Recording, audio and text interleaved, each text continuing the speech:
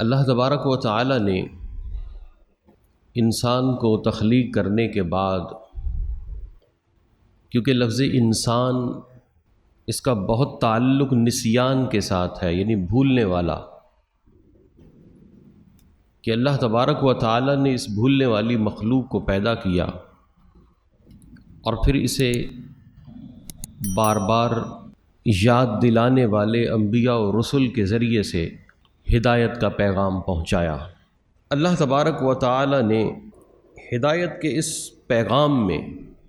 ہر جگہ اپنے انبیاء کرام علیہم السلام کو مبعوث فرمایا، جو کہ اس انسان کے شعور کی تربیت کرتے رہے۔ اللہ تبارک و تعالی نے انسان کے شعور کے پختہ ہونے تک بار بار انبیاء کرام علیہم السلام کو اس دنیا میں مبعوث فرمایا، اور اس نبوت کے سلسلے کا اختتام اللہ رب العزت نے اپنے پیارے حبیب صلی اللہ تعالی علیہ وآلہ وسلم کے ذریعے فرمایا، اور قرآن کریم فرقان حمید میں اللہ تبارک و تعالی نے ارشاد فرمایا وَلَٰكِن رسول اللہ وخاتم النبیین، کہ یہ محمد عربی صلی اللہ علیہ وسلم اللہ کے رسول ہیں اور خاتم النبیین ہیں، آخری نبی ہیں۔ یہ بات اللہ تبارک و تعالی نے تعداد انبیاء کے اعتبار سے ارشاد فرمائی، کیونکہ انبیاء اور رسل تشریف لاتے تو ان کے ذریعے اللہ تبارک و تعالی امتوں کی ہدایت کے لیے شریعتوں کو نازل فرماتا، احکامات ان کی طرف وحی کیے جاتے۔ تو اللہ تبارک و تعالی نے حضرت محمد الرسول اللہ صلی اللہ علیہ وآلہ وسلم آپ پر انبیاء کا سلسلہ ختم فرما دیا، اور جب دین اور شریعت کے معاملے کی بات آئی تو اللہ تبارک و تعالی نے فرمایا الیوم اکملت لکم دینکم واتممت علیکم نعمتی، کہ میں نے آج کے دن تم پر اپنی نعمت یعنی شریعت کو تمام کر دیا اور تم پر اپنی نعمت کو مکمل کر دیا۔ یعنی اب انبیاء کے مبعوث ہونے کا معاملہ اور کسی دوسری شریعت کے نفاذ کا معاملہ اللہ تبارک و تعالی نے فرما دیا کہ یہ سلسلہ اب مکمل ہو گیا، اتمام کو پہنچ گیا۔ اب جب اس کی تکمیل ہو گئی، کیونکہ جو لوگ نبی مکرم صلی اللہ علیہ وآلہ وسلم کی ختم نبوت کے منکر ہیں، وہ اس پر اس طور پر ایک عقلی اعتراض بھی کرتے ہیں کہ نبوت اللہ کا فضل ہے، جیسے یہ مرزائی وغیرہ، کہ نبوت اللہ کا فضل ہے تو اللہ کے فضل کو تو رکنا نہیں چاہیے۔ تو اس میں عرض یہ ہے کہ اللہ تبارک و تعالی نے قرآن کریم فرقان حمید میں ہی ارشاد فرمایا ہے کہ اللہ ہی بہتر جانتا ہے کہ اس نے اپنی رسالت کو کہاں کس تک رکھنا ہے، کہ نبوت کا سلسلہ مکمل کو ہو گیا، اب وہی نبوت کا فیضان آگے چلنا ہے، لیکن کوئی نبی نہیں آ سکتا، کیونکہ انہوں نے جو مرزا قادیانی کے لیے نبوت کا بت تراشا، اس میں یہ کیا کہ یہ ایک ذلی نبی ہے، یعنی شیڈو نبی ہے، یا یہ امتی نبی ہے، یعنی ایک طرف امتی ہے اور ایک طرف نبی ہے۔ یہ ساری کی ساری فرسودہ چیزیں ان لوگوں نے اپنی عقل سے تراشی ہیں، جبکہ نبی کریم صلی اللہ علیہ وآلہ وسلم نے ارشاد فرمایا کہ میرے اور سابقہ جتنے بھی انبیاء کرام علیہم السلام اس دنیا میں تشریف لائے، ان کی مثال ایک گھر کی سی ہے۔ ایک خوبصورت گھر کسی نے بنایا، اس کو تزئین و آرائش کی، اس کی بہت اچھے طریقے سے اس کو بنایا سنوارا، دیکھنے والے اس کو دیکھتے، اس کی تعریف کرتے کہ واہ کیا کسی نے گھر بنایا ہے۔ لیکن رسول اللہ صلی اللہ علیہ وسلم نے فرمایا کہ اس پورے گھر میں ایک جگہ ایک اینٹ کی جگہ خالی ہے، ایک بلاک اس میں نہیں لگا۔ لوگ اس کی خوبصورتی کو دیکھتے ہیں، تعریفیں کرتے ہیں، لیکن ایک بات کہتے ہیں کہ یہ اس جگہ ایک اینٹ لگنا باقی ہے۔ تو نبی کریم صلی اللہ علیہ وسلم نے فرمایا کہ میری مثال اس ایک اینٹ کی سی ہے کہ اب وہ اینٹ نبوت کے محل پر لگ گئی، اب وہ نبوت کا محل مکمل ہو گیا۔ اب دیکھیے کہ ایک عمارت مکمل ہو گئی ہے، ایک بلڈنگ مکمل ہو گئی ہے، اب مکمل ہونے کے ضابطے پورے کر دیے کہ جو اس کا نقشہ تھا، جو اس کی ریکوائرمنٹ تھی، وہ اس کے مطابق مکمل ہو گئی۔ اب جو نقشے سے چیز بڑھائی جاتی ہے اسے ہم کیا کہتے ہیں؟ انکروچمنٹ، تجاوزات۔ اور تجاوزات کے لیے ہر مہذب سوسائٹی کا تجاوزات کے لیے قانون کیا ہے کہ ان تجاوزات کو مسمار کر دیا جائے، ان تجاوزات کو ڈھا دیا جائے، گرا دیا جائے، کیونکہ جو اللہ تبارک و تعالی نے نبوت کا محل تعمیر فرمایا اس میں آخری اینٹ حضور سرور کائنات صلی اللہ علیہ وآلہ وسلم کی صورت میں لگ گئی تو وہ نبوت کا محل، وہ قصر نبوت اپنی تکمیل کے عمدہ ترین مراحل کو طے کر گیا۔ اب اس میں کسی طرح کی بھی انکروچمنٹ کرنا، اس کے لیے وہی حکم ہے کہ جو انکروچمنٹ کے لیے ہوتا ہے کہ اس کو مسمار کر دیا جاتا ہے، اسے کوئی بھی قبول نہیں کرتا۔ تو جتنے بھی جھوٹے مدعیان نبوت پیدا ہوئے، امت کی تاریخ ہے کہ ہر جھوٹے مدعی نبوت کے ساتھ امت نے یہی رویہ رکھا کہ اس کو مسمار کر دیا، اس کو ڈھا دیا، اس کو قبول نہیں کیا گیا۔ اور خود عہد رسالت میں اسود عنسا اور مسیلمہ کذاب کا معاملہ ہے۔ اگرچہ مسیلمہ کذاب کا انجام حضرت ابوبکر صدیق رضی اللہ تعالیٰ عنہ کے ہاتھوں ہوا، لیکن جو اسود کذاب تھا اس کا سر حضور علیہ السلام کی بارگاہ میں پیش کیا گیا، یعنی کسی قسم کی بھی رعایت نہیں رکھی گئی کہ جو ختم نبوت کا، حضور صلی اللہ علیہ وآلہ وسلم کے خاتم المرتبت ہونے کا جو انکار کرتا ہے اس کے ساتھ امت نے کبھی بھی نرم گوشہ نہیں رکھا۔ کیوں کہ رسول اللہ صلی اللہ علیہ وآلہ وسلم نے خود مدعیان نبوت کے لیے کبھی بھی نرم گوشہ نہیں رکھا۔ رحمت للعالمین نے جن کے ساتھ نرمی نہ برتی ہو تو بتائیے کہ ان کے ساتھ کوئی اور نرمی کیسے برت سکتا ہے؟ اور یہ دیکھیے کہ مسیلمہ کذاب خود مدینۃ المنورہ میں حضور سرور کائنات صلی اللہ علیہ وسلم کے پاس اپنے قبیلے کے بہت سارے لوگ لے کر آ گیا،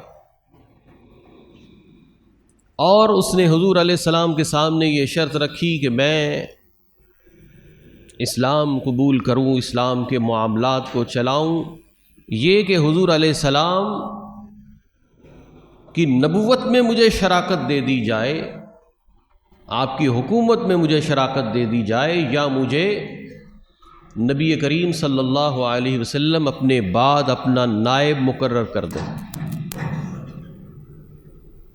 تو نبی کریم رؤوف الرحیم صلی اللہ علیہ وآلہ وسلم کے ہاتھ میں اس وقت ایک چھڑی تھی۔ نبی کریم رؤوف الرحیم صلی اللہ علیہ وسلم نے اس بدبخت سے فرمایا کہ دیگر شراکت اور حصے داری کی دور کی بات ہے، یہ دور کی بات ہے، اگر تم مجھ سے اس چھڑی کا کچھ حصہ بھی مانگو تو وہ بھی تمہیں نہیں دوں گا۔ حالانکہ نبی مکرم صلی اللہ علیہ وآلہ وسلم آپ کے پاس کوئی آ کر سوال کرتا تو آپ اسے رد نہیں فرماتے تھے، لیکن ایسے بدبختوں کے لیے رسول اللہ صلی اللہ علیہ وآلہ وسلم نے کبھی بھی رعایت نہیں فرمائی۔ اور پھر مسیلمہ کذاب کی سفارت کرنے والے، اس کے پیغام لانے والے لوگ، وہ دو شخص حضور علیہ السلام کے دربار میں آئے۔ نبی مکرم صلی اللہ علیہ وسلم نے فرمایا کہ اگر میں سفیروں کو قتل کرنے والا ہوتا تو تم دونوں کو قتل کروا دیتا۔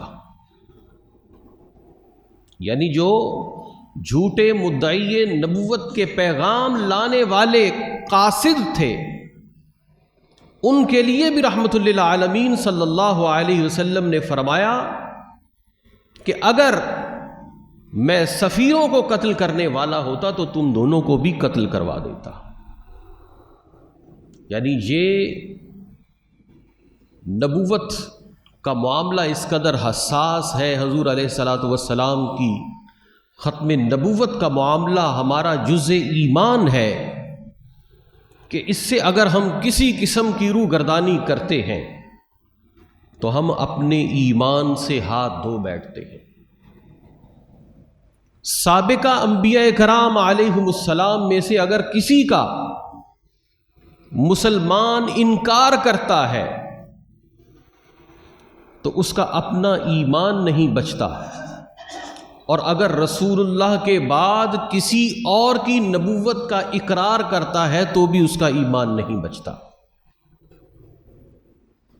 نبی مکرم صلی اللہ تعالی علیہ وآلہ وسلم کی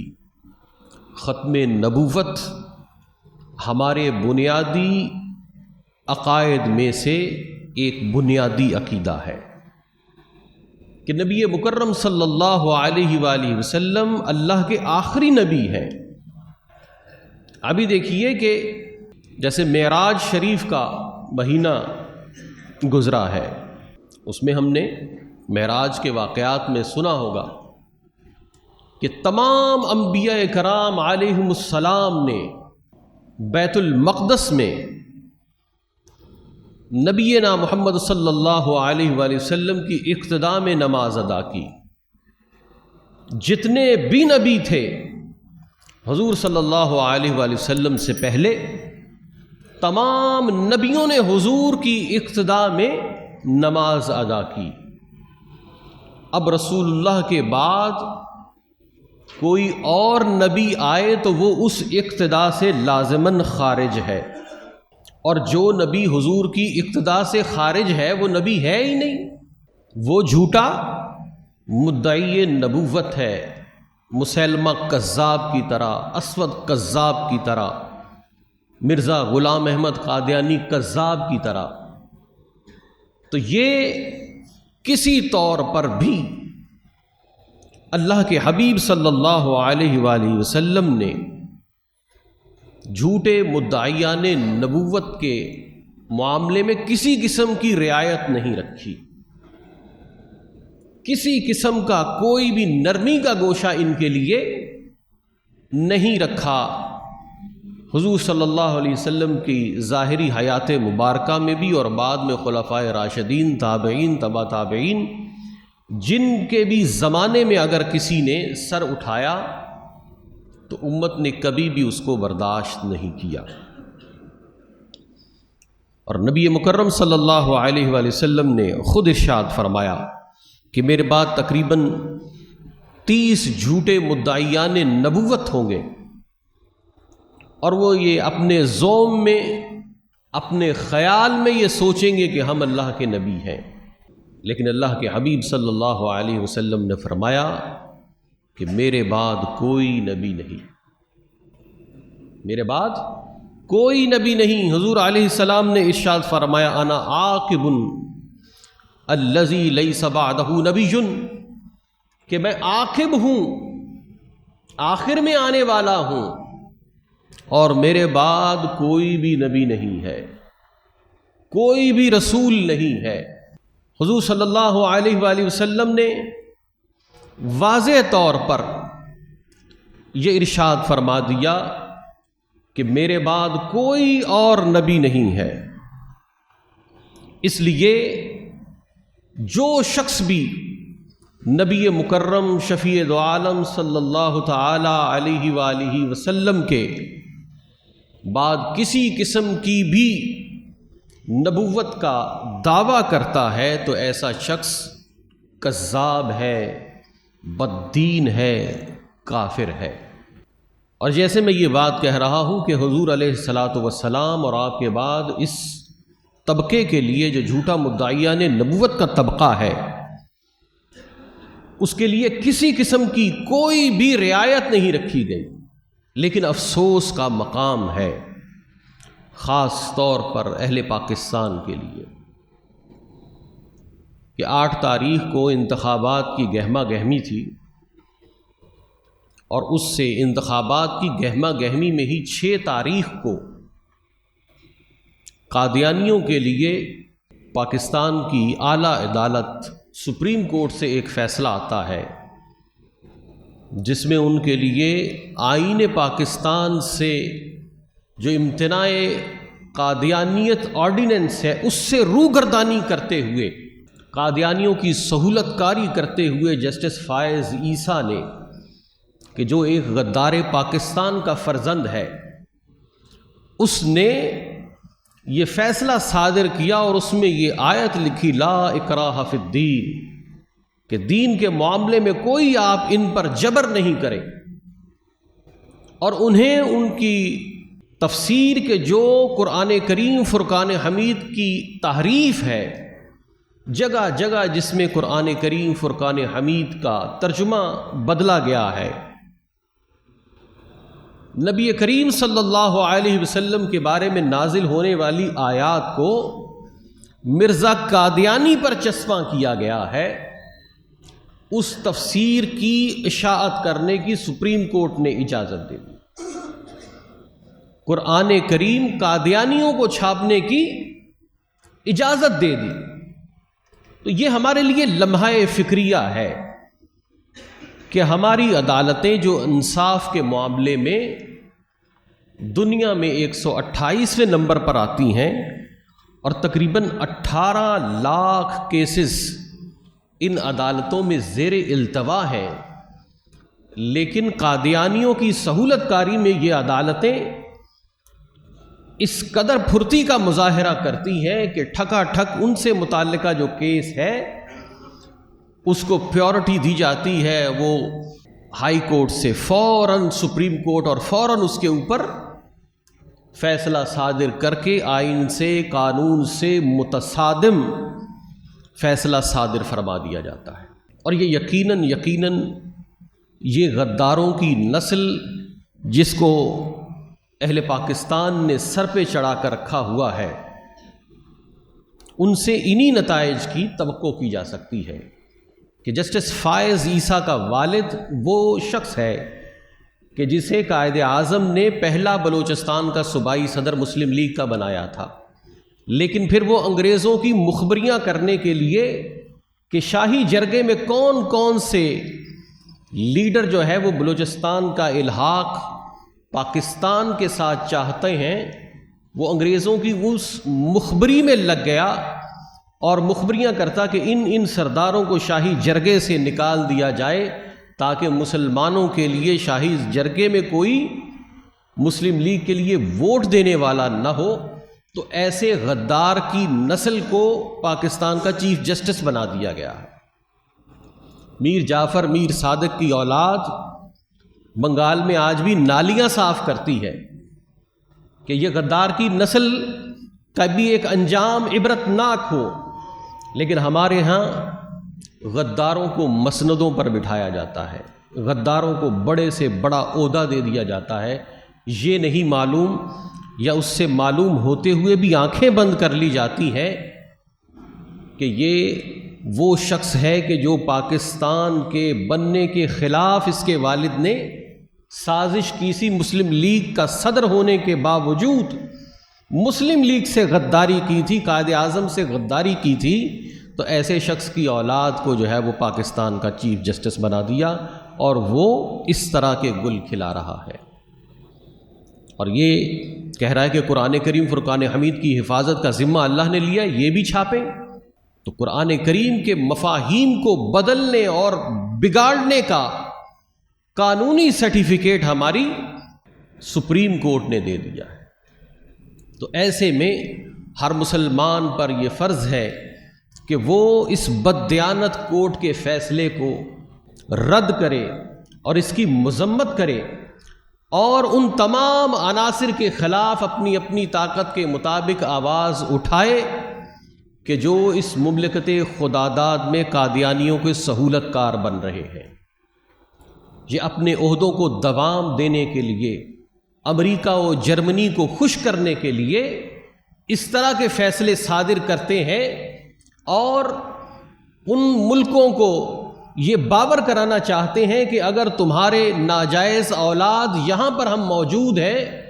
تمہارے ایجنڈے کی تکمیل کے لیے تو وہ ہم ہی ہیں، ہمارے پیچھے ہاتھ رکھو، دیکھو ہم تمہارے پیدا کردہ اس ناجائز بچے کو کس طرح قانونی تحفظ دے رہے ہیں۔ کیونکہ قادیانیوں کو